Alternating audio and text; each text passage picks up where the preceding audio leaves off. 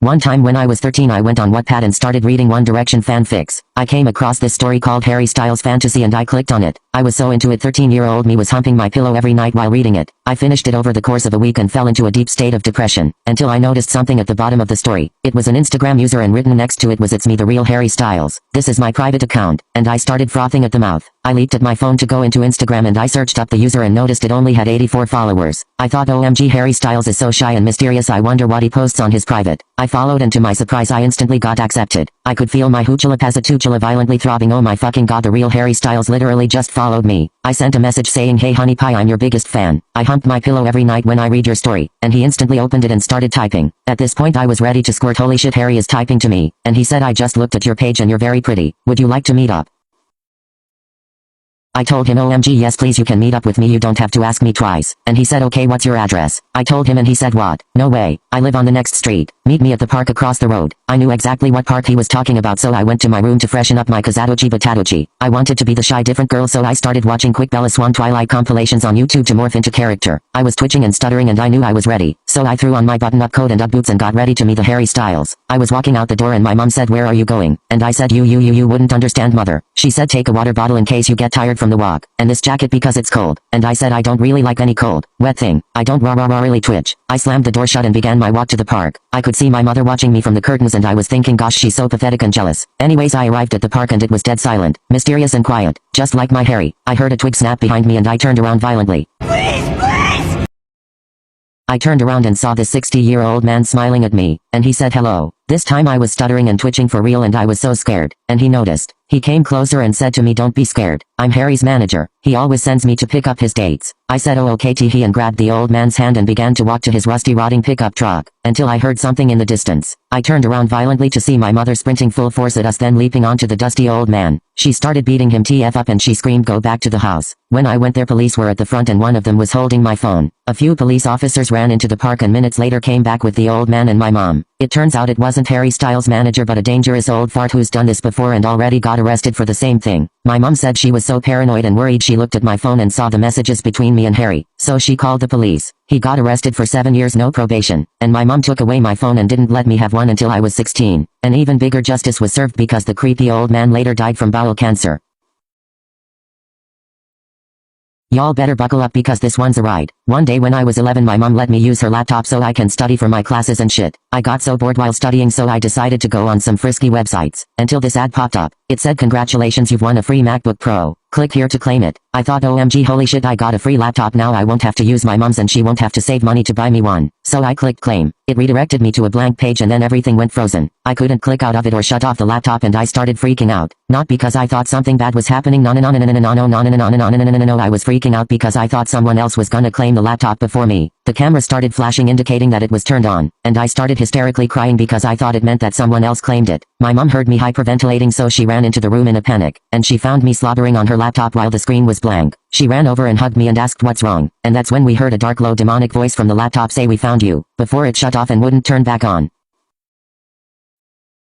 One time I was in class when the teacher announced the new slug girl. Her name was Sally Slimetrail. She slugged right next to me and started eating green leaves while poking her eyeball. Our teacher named Miss Budgunk said, "We are going to the school farm to collect snails." And Sally Slimetrail started slithering on the floor and ejecting liquids. We hiked to the school farm and Sally Slimetrail started slowly slithering down the path leaving a wet trail. We arrived and Sally Slimetrail got so excited she broke her shell. The farm teacher was explaining to us what breed a snail is depending on its shell pattern, and that's when Sally Slimetrail went missing. We split up to try and find her and that's when I started hearing squishy and moist sounds. I ran into the greenhouse and that's where I saw Sally Slimetrail with slugs all over her and dripping in slime, and she had snail eggs in her mouth. I didn't know how to get the teacher's attention so I started doing tribe rituals on the floor, and they came rushing over in a panic. They saw Sally Slimetrail pleasuring herself with snail eggs and that's when the farm teacher called pest control. They came over quickly and captured Sally Slimetrail in a cage and relocated her into the Amazon rainforest. It turns out she had slime cancer.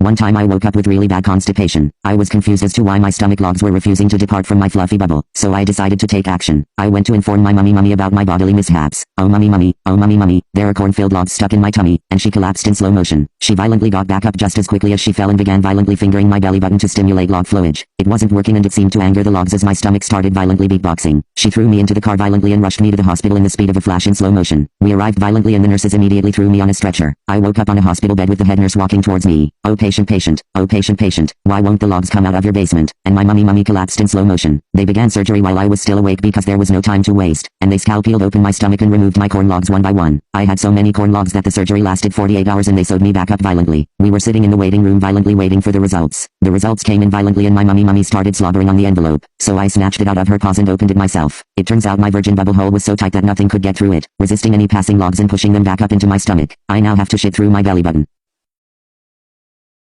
One day I was sitting in class when our teacher introduced a new student. She was a frog girl and her name was Tilly Tadpole. She leaped in the classroom and sat next to me and started croaking, and her eyes were bulging and looking in two directions. Our teacher named Miss Claude said we are going on a class picnic, and Tilly Tadpole started going ribbit.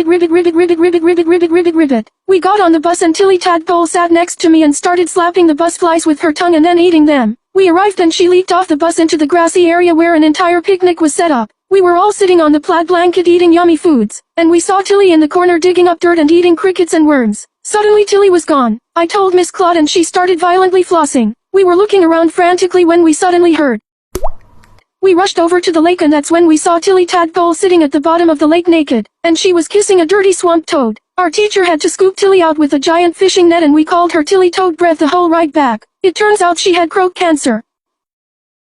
One time my mummy dropped me off at my granny's for the week. I was staying in her dusty cottage when it was time for bed. I woke up at an odd nightly hour and I was experiencing extremely bad gooch cramps. I ran to my granny's room to inform her about my bodily mishaps. Oh granny, there's something bad happening to my Fanny, and she collapsed in slow motion. She got back up and I said it's bloody and it looks like muddy, and she grabbed her finest tupperware to put my bodily fluids in. It filled up quick and she put a lid on the tupperware and then got her keys. We sped to our local medical center at an ungodly speed in slow motion. We arrived violently and we grabbed the tupperware and ran into the head nurse's office. Oh nursey, my bazooka makucha is starting to feel worsey, and she threw me on a stretcher. They were operating violently and I could see the light. Oh granny, I'm scared I won't live my full lifespan, and she collapsed in slow motion. The nurse was inspecting the tupperware filled with my crabby clots and she gasped in slow motion. The surgery finished after 48 hours and we sat in the results room violently. The results came in violently and my granny hesitated to open them. I grabbed them out of her old crippled hands and read its content violently. It turns out I have Fanny fiber displeasure and I'm gonna die when this sentence ends.